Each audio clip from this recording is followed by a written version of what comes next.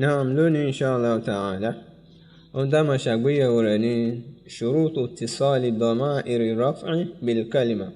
Àwọn májẹ̀mú tí àwọn arọ́pò orúkọ tí máa ń wà láàyè ẹ̀wọ̀ rọ́pù fi máa ń so papọ̀ mọ́ ọ̀rọ̀. Àkọ́kọ́ ń bẹ dama'iru raf'i al-mutaharrika, àwọn eléyìí tó gba ẹ̀wọ̀ nínú àwọn arọ́pò orúkọ tí máa ń wà láàyè ẹ̀wọ̀ rọ́pù yẹn.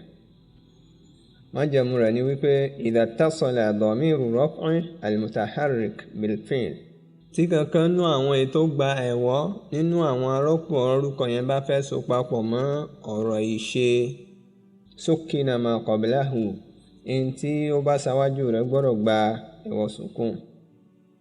Nahawu gẹ́gẹ́ bí dhahaba, afẹ́ so dhahaba papọ̀ mọ́ mubtada'atu èmi tí mo ń sọ̀rọ̀, kí ni ó di?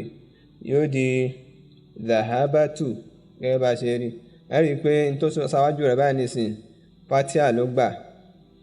A wá já fatia yẹn kù ń bẹ, a wá fún ní sukun, yóò padà wá di dhahabtu, mo lọ, tí nìkan bẹ́ẹ̀. Òfin yẹn náà ló de gbogbo àwọn yòókù pátápátá. Ẹlẹ́ẹ̀kejì ń bẹ dama'iru raf'i as-sakina, àwọn ilé tí ó gba sùnkún tí ó gbẹ̀wọ́ nínú àwọn arọ́pò orúkọ yẹn. Àkọ́kọ́ ń bẹ aliful ithnaini, alifu tá a máa ń lò fún àwọn èèyàn méjì yálà ó jẹ́ ọkùnrin àbóbìnrin.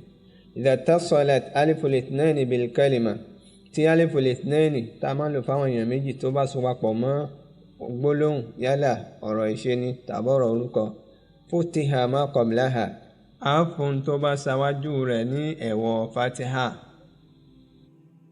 Nahawu àpèjúwe rẹ̀ ní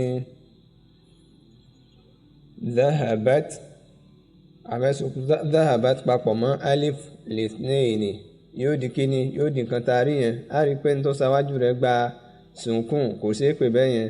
A wá já sùnkún yẹn kù, a fún ní ẹ̀wọ̀ fatiha, yóò wá di kíni o?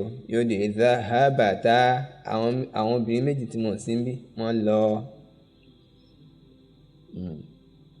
Ẹlẹ́ẹ̀kẹta ń bẹ ní wawul jama'a, wáwù tá a máa ń lò fáwọn ọkùnrin tó pọ̀. Idha ittasalat wawul jama'a bil kalima, tí wáwù tá a máa ń lò fáwọn ọkùnrin tó pọ̀ bá so papọ̀ mọ́rọ̀ yálà ọ̀rọ̀ orúkọ ni tàbọ̀rọ̀ ìṣe, dumma ma qablaha, in tó bá ṣáwájú rẹ̀ á fún ní ẹ̀wọ̀ dumma.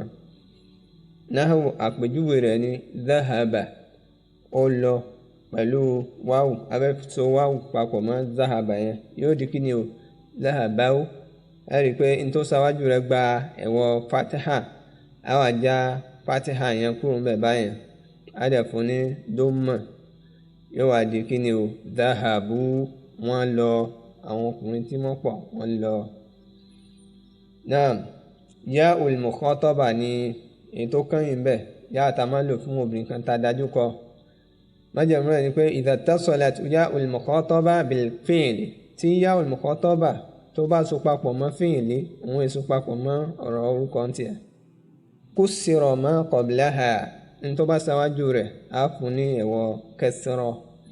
Nahawu àpèjúwe rẹ̀ ní tadhhabu, ó lọ, pẹ̀lú yá, yóò di kíni o?